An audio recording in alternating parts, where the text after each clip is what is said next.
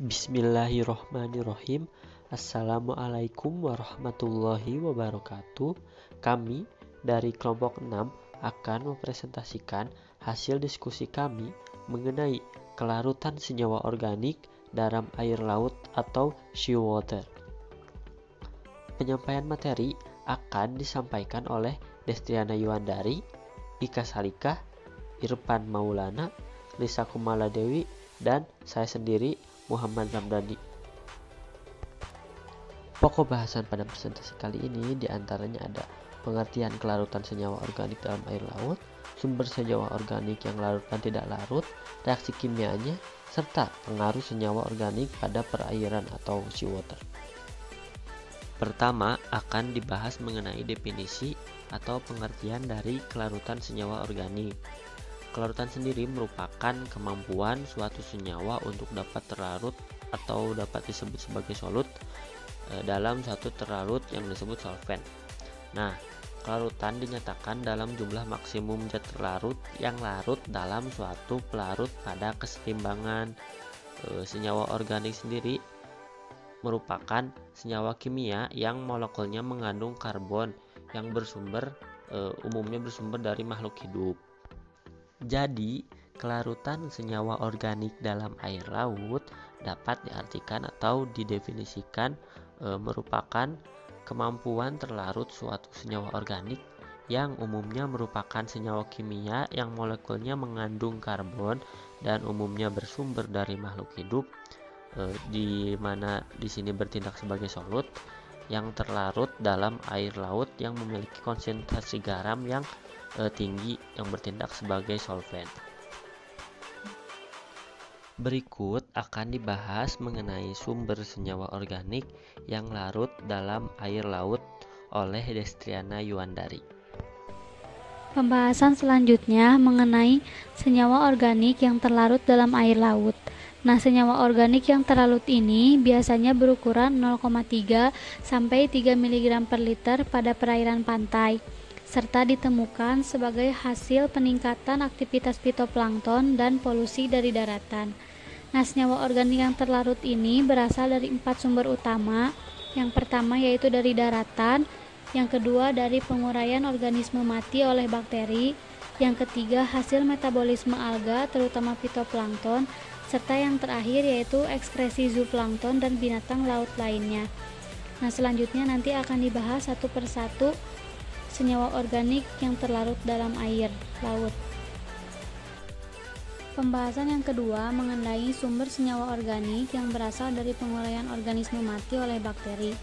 Nah, ada dua mekanisme penguraian organisme mati, yaitu secara autolisis dan bakterial.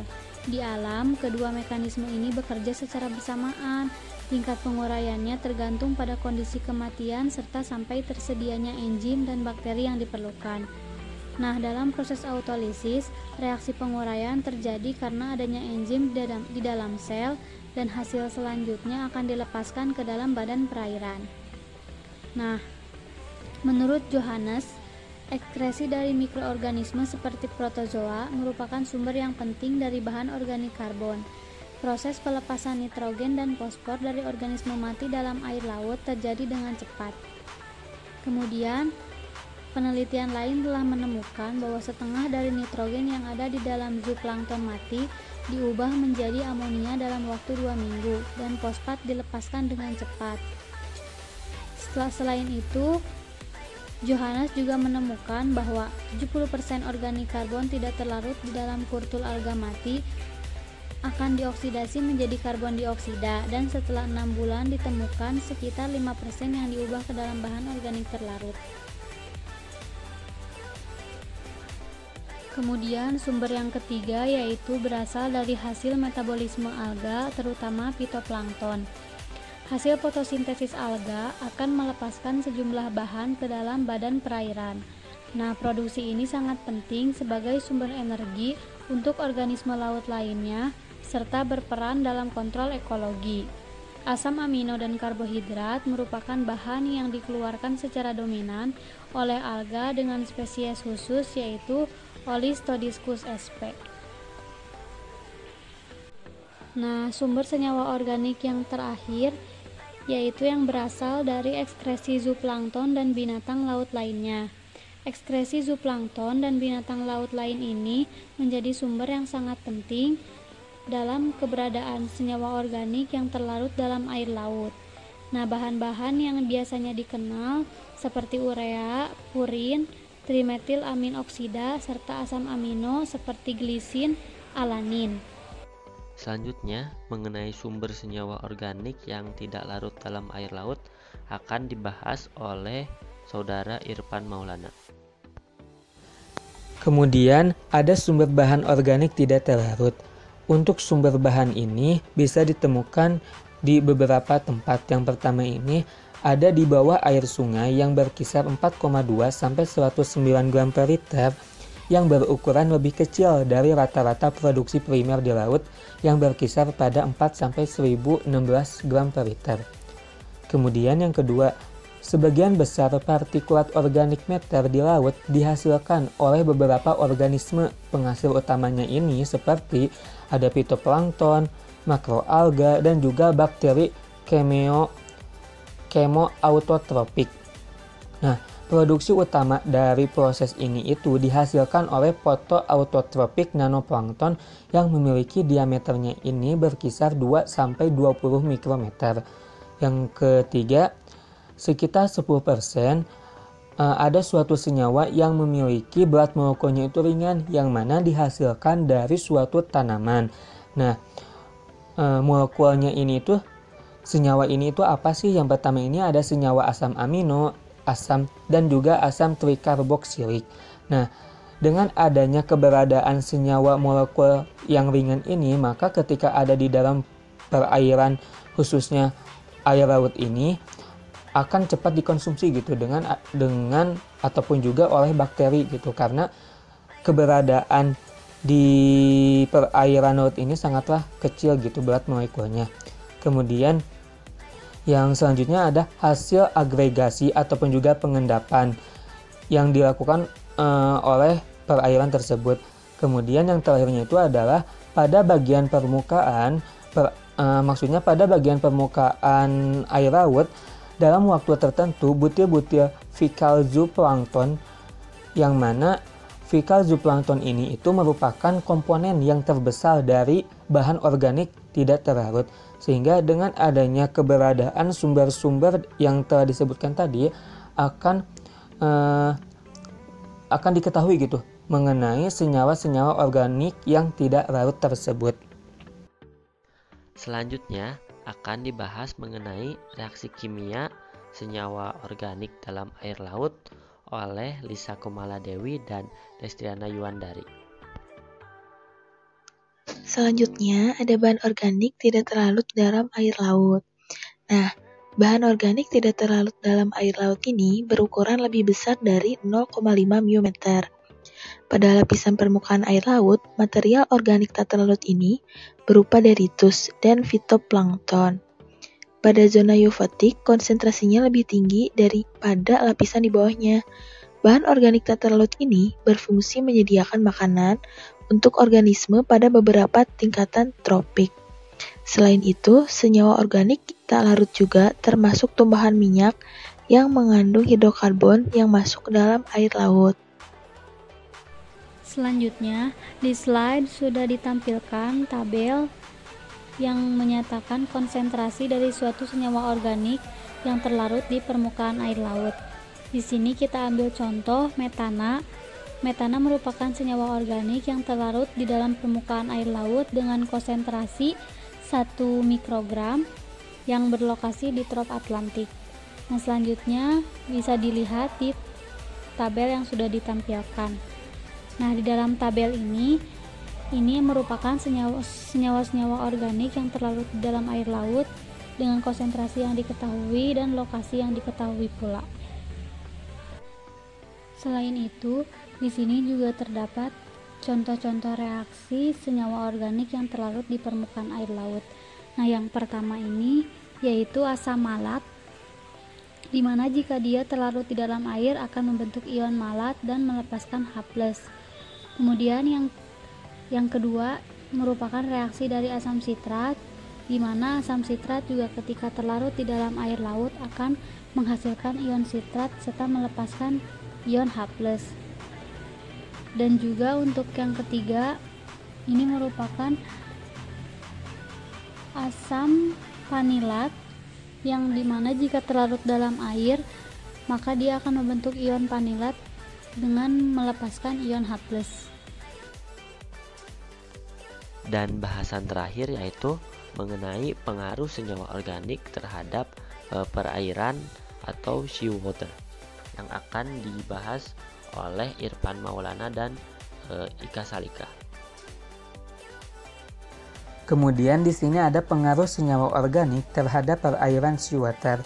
Nah, dalam bahasan kali ini itu tadi kan sudah dijelaskan mengenai reaksi-reaksi yang seperti apa dan juga sumber dari senyawa organik tersebut gitu. Nah, sekarang di sini akan dibahas mengenai pengaruh seperti apa yang dihasilkan ataupun juga yang disebabkan dari adanya interaksi ataupun juga reaksi-reaksi dalam perairan seawater tersebut. Yang pertama ini ada efek ekologi material organik terlarut. Nah, untuk efek ekologi di sini bahwa ekologi ini merupakan hubungan ataupun juga interaksi antara makhluk hidup satu dengan makhluk hidup yang lainnya. Material organik tidak hanya sebagai sumber energi tetapi sebagai sumber senyawa organik esensial yang tidak dapat disintesis oleh organisme yang ada di perairan. Banyaknya zat-zat yang dikeluarkan oleh kehidupan air laut sebagai salah satunya ini sebagai ectorinus yang bisa mempercepat ataupun juga memperlambat pertumbuhan. Seperti seperti yang diungkapkan oleh salah seorang tokoh yaitu bernama Prakas dan juga Rashid pada tahun 1968 menyatakan bahwa pertumbuhan perairan ini didukung oleh banyaknya humic acid yang secara ekologi penting dalam perairan pantai ataupun juga dalam perairan air laut di sini. Nah, perlu digarisbawahi bahwa di dalam penyataan di sini itu ada banyaknya humic acid gitu. Nah, humic acid ini bisa dilihat pada sumber utama kelarutan senyawa organik ini bahwa humic acid ini juga merupakan salah satu sumber gitu dari keberadaan senyawa organik. Nah, kemudian ada penghambat pertumbuhan. Penghambat pertumbuhan ini dapat ditentukan dalam media kultur antara antibiotik dan juga racun. Nah, salah satu zat yang dijadikan sebagai penghambat pertumbuhan ini ada suatu zat yang dinamakan dengan zat polyphenol yang dihasilkan oleh alga coklat yang menghambat pertumbuhan beberapa spesies dari alga unicellular. Nah, zat ini mungkin penting secara ekologi untuk menekan pertumbuhan epiphytis. Epiphytis di sini ini merupakan suatu proses pertumbuhan yang mana proses pertumbuhannya ini tumbuh dengan cara menumpang dan juga menumpang pada tumbuhan lain sebagai tempat hidupnya gitu. Sehingga pertumbuhan epiphytis ini bisa dikendalikan ataupun juga bisa dihambat dengan adanya proses kelarutan senyawa organik tersebut. Kemudian yang kedua ada bahan organik dapat meningkatkan pertumbuhan dan juga aktivitas mikroorganisme. Bahan organik merupakan sumber energi dan juga bahan makanan bagi mikroorganisme yang hidup di dalam tanah perairan. Mikroorganisme perairan saling berinteraksi dengan kebutuhannya akan bahan organik karena bahan organik ini menyediakan karbon sebagai sumber energi untuk tumbuh. Sehingga dengan adanya kelarutan senyawa organik ini bisa meningkatkan pertumbuhan dan juga aktivitas mikroorganisme baik itu bakteri, tumbuhan ataupun juga hewan yang ada di laut ataupun juga yang ada di dalam perairan air laut tersebut. Selanjutnya ada sumber energi ataupun juga dijadikan sebagai sumber makanan. Untuk sumber energi ini dihasilkan dari proses senyawa organik yang tidak larut dan juga proses senyawa organik yang larut. Untuk proses senyawa organik yang tidak larut ini, sumber energi ini terjadi pada lapisan permukaan air laut material organik yang berupa detritus dan juga phytoplankton, yang mana pada zona eufotik konsentrasinya ini lebih tinggi daripada lapisan di bawahnya, sehingga bahan organik tak terlarut ini berfungsi untuk menyediakan makanan untuk organisme pada beberapa tingkatan tropik. Kemudian pada senyawa organik yang larutnya terjadi pada proses hasil fotosintesis alga yang melepaskan sejumlah bahan ke dalam badan perairan. Produksi ini penting sebagai sumber energi untuk organisme laut lainnya dan juga berperan dalam mengkontrol sistem ekologi dalam perairan tersebut. Kemudian selanjutnya ada bahan organik di sini berperan penting untuk menciptakan kesuburan tanah di perairan. Nah, peranan bahan organik terhadap perbaikan sifat kimia tanah ini tidak terlepas dalam kaitannya dengan dekomposisi bahan organik. Kenapa? Karena pada proses ini terjadi perubahan terhadap komposisi kimia bahan organik dari senyawa-senyawa yang kompleks menjadi senyawa yang lebih sederhana. Proses yang terjadi dalam dekomposisi ini yaitu perombakan sisa tanaman ataupun juga hewan oleh mikroorganisme tanah ataupun juga enzim-enzim lainnya sehingga meningkatkan biomasa organisme dan juga akumulasi serta pelepasan di proses akhirnya. Kemudian hasil dekomposisi ini akan mengekstraksi unsur hara dari batuan mineral yang berguna untuk meningkatkan kesuburan tanah. Sehingga dengan adanya pengaruh senyawa organik yang tidak larut ataupun juga yang larut ini akan menyebabkan ataupun juga akan memberikan pengaruh baik itu sumber energi, sumber energi dan juga berperan dalam menciptakan kesuburan tanah serta berperan dalam efek ekologi material organik dan juga bahan organik ini bisa meningkatkan pertumbuhan dan juga aktivitas mikroorganisme. Pengaruh senyawa organik terhadap perairan seawater yang selanjutnya yaitu mengatur kehidupan fitoplankton di laut. Bahan organik partikulat di daerah eufotik terdiri dari fitoplankton dan bakteri bersama dengan detritus.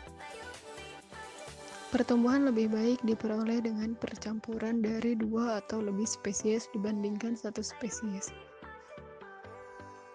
Pada saat fitoplankton melimpah, zooplankton mengkonsumsi lebih banyak fitoplankton daripada diasimilasi. Saat fitoplankton melimpah, detritus berfungsi hanya sebagai pelengkap makanan zooplankton. Namun di saat zooplankton kurang, detritus merupakan bagian terbesar makanan binatang di laut. Pada perairan yang dangkal, banyak detritus sampai ke dasar laut di mana detritus itu dicerna oleh organisme dasar. Dekomposisi bakteri menjadi mekanisme dasar bagi detritus. Bakteri menggunakan bahan partikulat untuk suplai energi dan material bagi protoplasma selama proses respirasi dan metabolik CO2, amonia, dan ion fosfat yang dilepaskan. Pengaruh senyawa organik dalam air laut yang selanjutnya yaitu mengontrol proses-proses geokimia, memberi pengaruh transport dan degradasi polutan, serta berperan dalam reaksi-reaksi disolusi presipitasi mineral. Geokimia sendiri merupakan gabungan ilmu geologi dan ilmu kimia. Pada proses geokimia, terbentuknya sedimen kimiawi yang terdiri dari mineral sebagai hasil kristalisasi larutan organik, di mana sedimentasi ialah peristiwa pengendapan material batuan yang terjadi di pantai atau dasar laut sehingga mengakibatkan laut menjadi dangkal. Kemudian degradasi polutan, di mana laut menjadi tempat terakhir penampungan limbah, sehingga banyak limbah yang masuk ke dalam laut. Dengan adanya senyawa organik dalam laut, menghasilkan makanan untuk fitoplankton. Semakin banyaknya fitoplankton menjadikan banyaknya limbah yang dapat terdegradasi. Disolusi merupakan proses zat padat memasuki fase pelarut melewati proses multilangkah yang melibatkan berbagai reaksi heterogeni antara fase solut dan fase pelarut pada antarmuka solut dan pelarut. Kemudian presipitasi mineral, yaitu terbentuknya batuan karbonat. Batuan karbonat merupakan batuan yang mempunyai kandungan material-material karbonat lebih dari 50%, serta tersusun atas partikel karbonat klastik yang tersemenkan atau karbonat kristalin hasil presipitasi. Mungkin cukup sekian presentasi dari kelompok kami. Mohon maaf atas segala kekurangannya. Wassalamualaikum warahmatullahi wabarakatuh.